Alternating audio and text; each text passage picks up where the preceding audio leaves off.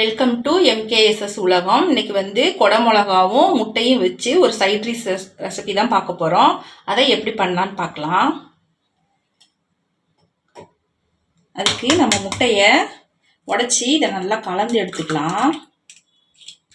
நான் வந்து இன்னைக்கு 3 முட்டை சேர்த்துக்கிறேன். உங்களுக்கு எத்தனை முட்டை சேர்க்கணும்னு விருப்பமோ அத்தனை முட்டை நீங்கள் சேர்த்துக்கோங்க.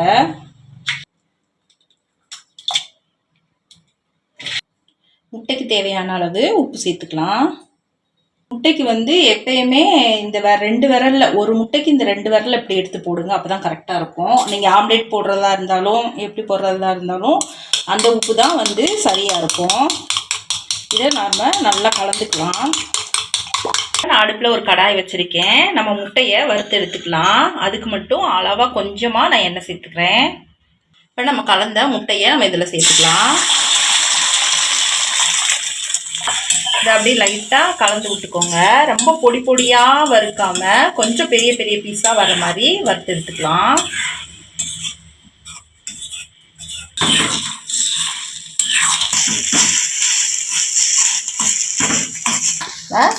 முட்டையை வறுத்தாச்சு. இந்த மாதிரி பெரிய பெரிய பீஸாக வறுத்து எடுத்துக்கோங்க. அப்போதான் நல்லாயிருக்கும்.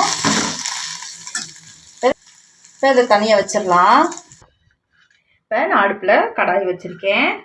கொஞ்சமாக எண்ணெய் சேர்த்துக்கிறேன். இப்போ பொடியாக கட் பண்ண வெங்காயம் சேர்த்துக்கிறேன். நான் சின்ன வெங்காயம் சேர்த்துக்கிறேன். நீங்கள் பெரிய வெங்காயம் கூட சேர்த்துக்கலாம். சின்ன வெங்காயம் சேர்த்திங்கன்னா டேஸ்ட் நல்லாயிருக்கும். இது கூட காரத்துக்கு நான் ஒரு 3 மிளகாய் சேர்த்துருக்கேன். நீங்கள் உங்கள் காரத்துக்கு ஏற்ற மாதிரி சேர்த்துக்கோங்க. இந்த வெங்காயத்தை நல்லா வதக்கி விட்டுக்கலாம். வெங்காயம் வந்து நல்லா வதங்கி கொஞ்சம் ப்ரௌனாக வரட்டும். வெங்காயம் வந்து நல்லா கொஞ்சம் செவந்து வந்திருக்கு. இந்த அளவுக்கு வதங்கினா போதும். இப்போ நம்ம இதில் கேப்சிகம் சேர்த்துக்கலாம். நான் பொடியாக கட் பண்ணி வச்சுருக்கேன், சேர்த்துக்கிறேன். இதை நல்லா கலந்து விட்டுக்கலாம். இப்போ கொடை மிளகா வந்து குழந்தைங்க சாப்பிட மாட்டாங்க. இந்த மாதிரி முட்டையோடு சேர்த்து நீங்கள் கொடுத்தீங்கன்னா அவங்க சாப்பிட்டுருவாங்க. கொடை மிளகாவில் வந்து நிறைய சத்து இருக்குதுன்னு சொல்கிறாங்க. நோய் எதிர்ப்பு சக்தி இருக்குதுன்னு சொல்கிறாங்க. இப்போ இது கூட நம்ம பொடியாக கட் பண்ணி வச்சுருக்கிற மல்லித்தலை சேர்த்துக்கலாம். இது வந்து கொடை மிளகா போட்டு ரொம்ப நேரம் வதங்கணும்னு அவசியம் இல்லை. ஒரு 2 நிமிஷம் நல்லா வதங்கினா போதும். இப்போ கொடை மிளகா வந்து ஒரு 2 நிமிஷம் நல்லா வதங்கிருச்சு. இந்த அளவுக்கு வதங்கினா போதும்.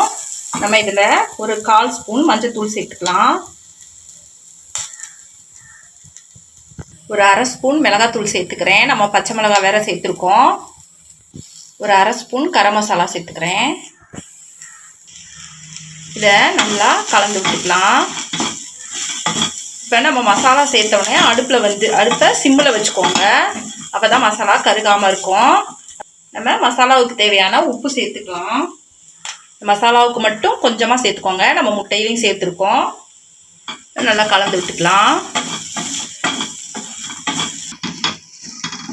இப்போ அடுப்பை சிம்மிலேயே வச்சு நம்ம மசாலா போட்டு ஒரு 2 நிமிஷம் நல்லா வதக்கி விட்டுட்டோம். இந்த அளவுக்கு நம்ம வதக்கி விட்டால் போதும். இப்போ நம்ம வறுத்து வச்ச முட்டையை நம்ம இதில் சேர்த்துக்கலாம். இதை நல்லா கலந்து விட்டுக்கலாம். இப்போ இந்த மசாலாவோட முட்டையை நல்லா கலந்து விட்டாச்சு. இப்போ நம்ம ஸ்டவ் ஆஃப் பண்ணிக்கலாம். இப்போ ஒரு முட்டையை வச்சு சிம்பிளாக டேஸ்ட்டாக ஒரு சைட் டிஷ் ரெசிபி ரெடி பண்ணிட்டோம். நீங்களும் இதே மாதிரி செஞ்சு சாப்பிட்டு பாருங்கள். நம்ம வீடியோ பிடிச்சிருந்துச்சுன்னா வீடியோவுக்கு ஒரு லைக் பண்ணுங்கள், சப்ஸ்கிரைப் பண்ணி சப்போர்ட் பண்ணுங்கள். அடுத்த வீடியோவில் பார்க்கலாம். நன்றி.